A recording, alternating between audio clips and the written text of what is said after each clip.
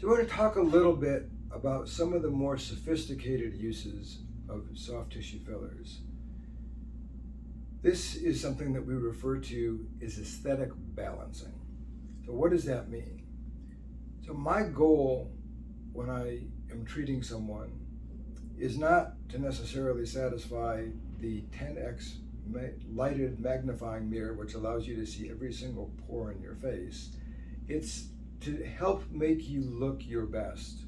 When you're at a comfortable social distance, having dinner with someone, at a business meeting, and just sitting or standing at an appropriate social distance.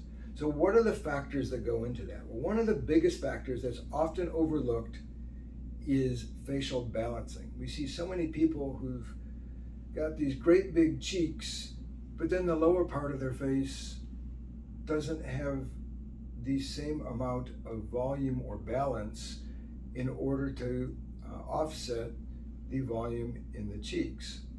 There are times when we really need some of that volume, and it's okay to inject here, but it's important also to think about the chin and the jawline in those patients.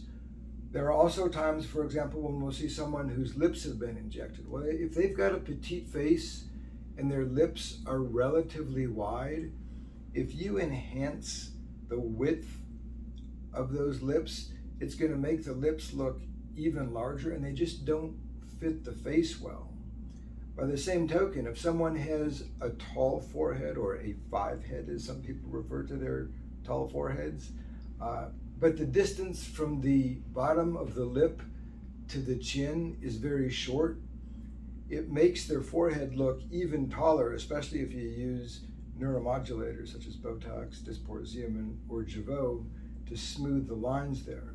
So a lot of what we do is not only look at structures in the midface, which is an important area, but make sure that the lower part of the face, the chin, the jawline, forehead, it all balances.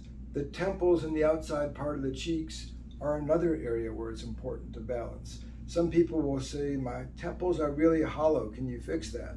Sure, we can fix that, but the same fat pad that lives in the temple actually extends into the cheeks, and if you correct the temple but not the cheeks, a lot of times that won't look harmonious. So there's all these subtle little clues that we need to look at when determining how to treat someone so that they look not only rested and more youthful, but aesthetically balanced and just attractive.